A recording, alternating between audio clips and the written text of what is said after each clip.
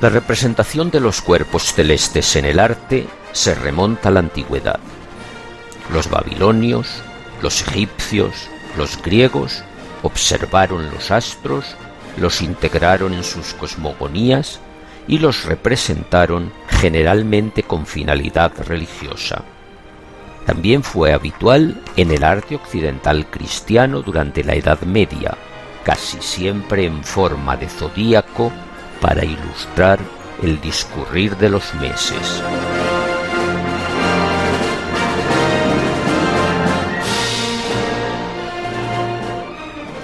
A partir del Renacimiento son muy frecuentes las obras artísticas que mezclan aspectos astronómicos y astrológicos. No es sorprendente que ambos saberes se involucren si pensamos que hasta la consolidación de la revolución científica las fronteras respectivas no estaban definidas de manera precisa. Veamos aquí un ejemplo. La bóveda de la sala del Mapamundi de la Villa Farnesio en Caprarola. Bóveda celeste y mapas del mundo forman un conjunto coherente.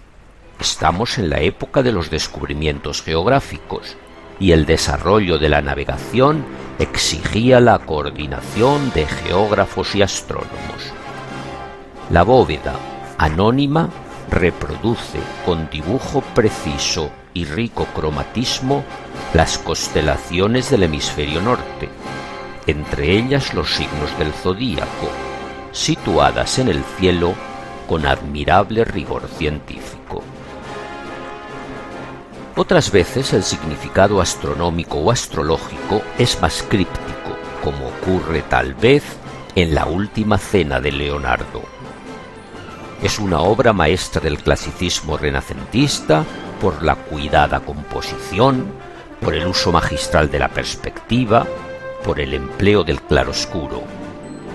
Pero hay expertos que aventuran una lectura astrológica identificando la figura de Jesús con el sol, los apóstoles con el zodíaco, los 4 grupos de personajes con las estaciones y la diferente reacción psicológica de cada apóstol al anuncio de Cristo de que uno de ellos le va a traicionar, con los respectivos signos zodiacales.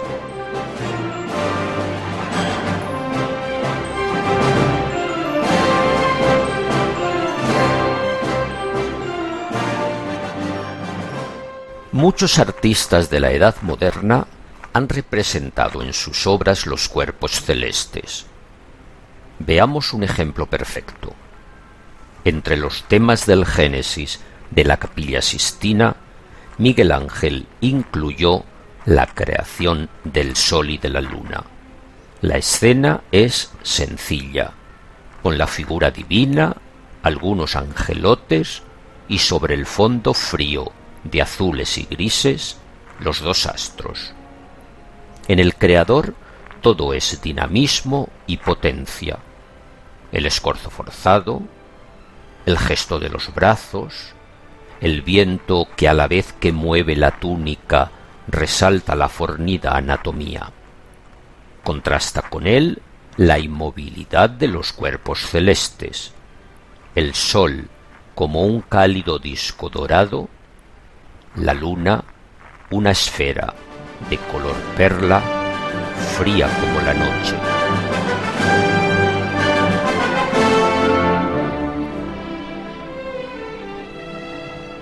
Son muy frecuentes los cuadros con instrumentos científicos. Los pintores eran hombres de su tiempo y reflejaban las novedades y los inventos.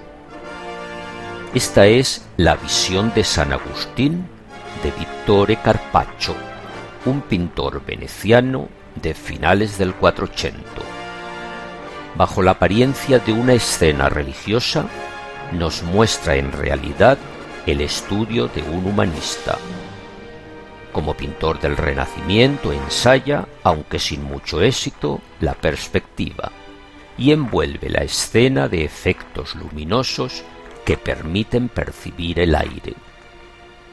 El cuidado de los detalles atrae nuestra mirada hacia los cuantiosos objetos que nos informan de su ministerio episcopal, la mitra y el báculo, de su erudición y de su interés por la música, y lo que para nuestro tema es más interesante, de sus conocimientos astronómicos.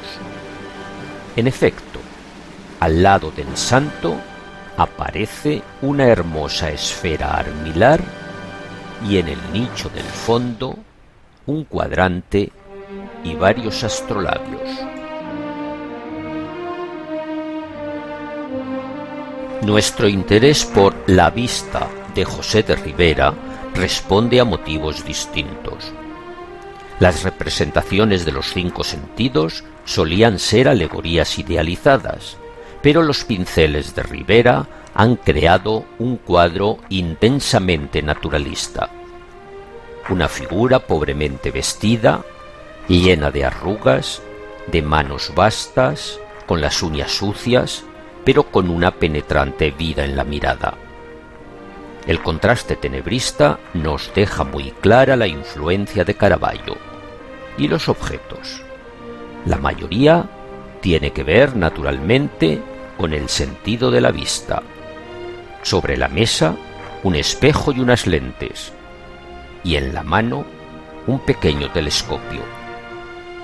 Es la primera representación conocida en pintura del telescopio de Galileo, en concreto el construido en 1608 en la Universidad de Parma, ciudad en la que vivió Ribera y donde pudo haber conocido al astrónomo.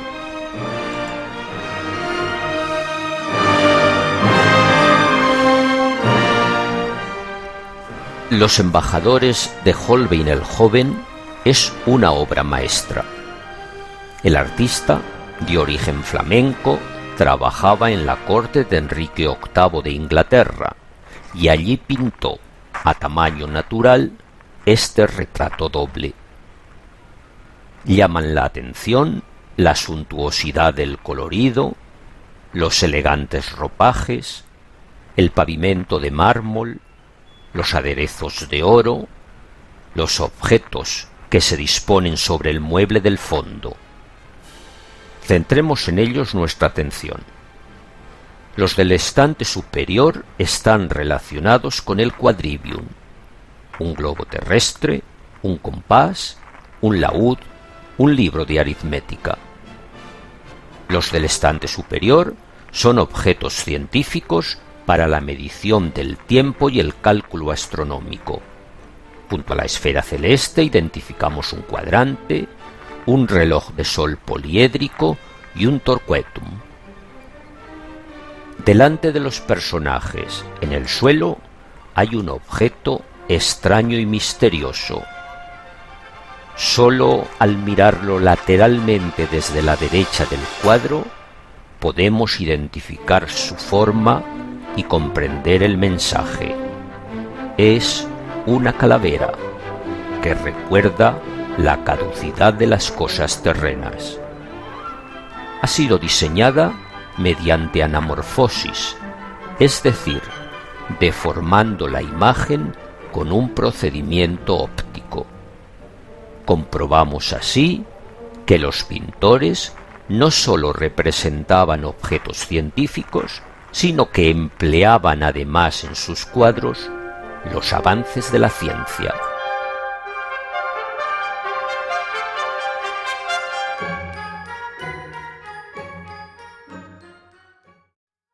Veamos otro ejemplo algo diferente. Es la Asunción de la Virgen de Ludovico Cigoli, un pintor italiano del primer barroco clasicista. Era también científico y amigo de Galileo. En un primer análisis vemos la típica decoración apoteósica de una bóveda de iglesia. Un sinnúmero de ángeles, escorzados entre nubes algodonosas, escoltan la figura ascendente de la Virgen. Y como era habitual, la Asunta apoya los pies sobre la luna. Aquí, en la luna, encontramos la novedad. No es el creciente lunar al uso, de color blanco impoluto, sino la luna oscura de Galileo, naturalista, con cráteres y sombras, exactamente como el astrónomo la había dibujado, y como con seguridad ambos amigos la habían observado conjuntamente con el telescopio. Vermeer, en El astrónomo, nos introduce otro procedimiento científico.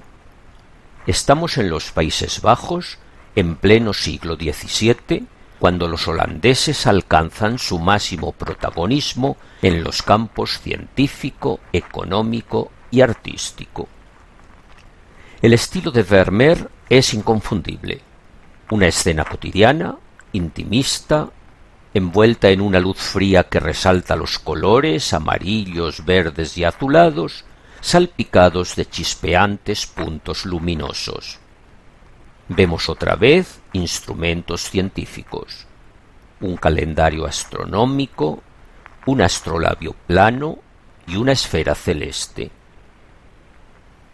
Llama la atención el enfoque casi fotográfico que es nuestro principal punto de interés, porque se cree que el pintor se servía en su taller de una herramienta óptica, la cámara oscura.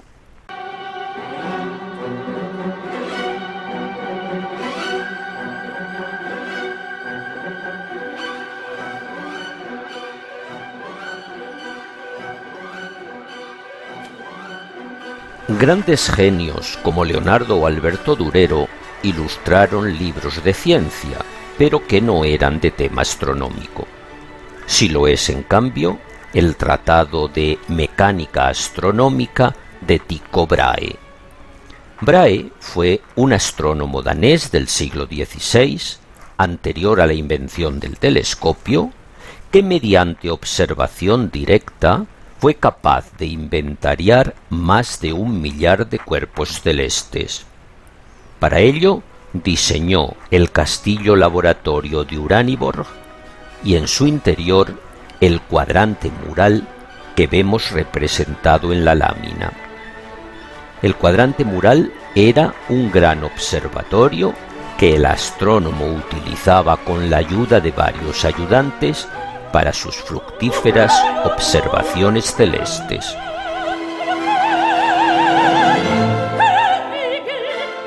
Otro ejemplo interesante de ilustración científica es el Almagestum Novum del jesuita y astrónomo italiano Giovanni Riccioli.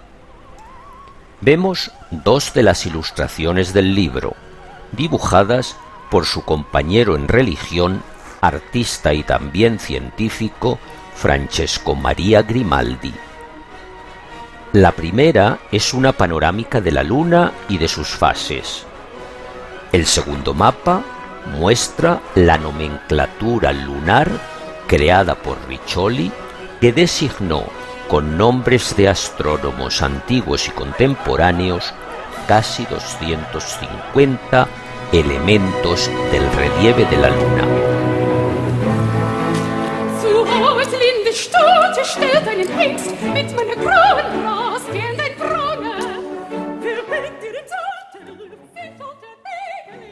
En el siglo XVIII, la ciencia experimental se convirtió en género artístico por obra del pintor inglés Joseph Wright. Vemos un filósofo da una lección sobre un planetario de mesa, de O'Reilly, un tema de divulgación científica. El centro de la composición es el planetario mecánico, cuyo detallismo nos permite identificar la Tierra con la Luna y Saturno con sus anillos, mientras el Sol quedaría oculto por la figura de espaldas. A destacar la luz artificial, probablemente un candil que no vemos pero que llena la escena de luz vacilante, que crea un intenso claroscuro tenebrista en la mejor tradición de Caravaggio y de Rembrandt. Aunque los rostros más iluminados y expresivos son los de los niños, que parecen ensimismados y felices como si estuvieran asistiendo a un milagro, algunos críticos han resaltado la diferente iluminación de los rostros de los adultos, que mostrarían las fases de la luna. Podemos hablar de un uso simbólico de la luz que idealiza la escena como si pretendiera enaltecer otra luz, la que nace del conocimiento racional. ¿Y qué mejor modelo que Isaac Newton? Aunque no me parece fisonómicamente probable, algún estudioso ha dicho que para la figura del filósofo Wright se había inspirado en el rostro del genial científico.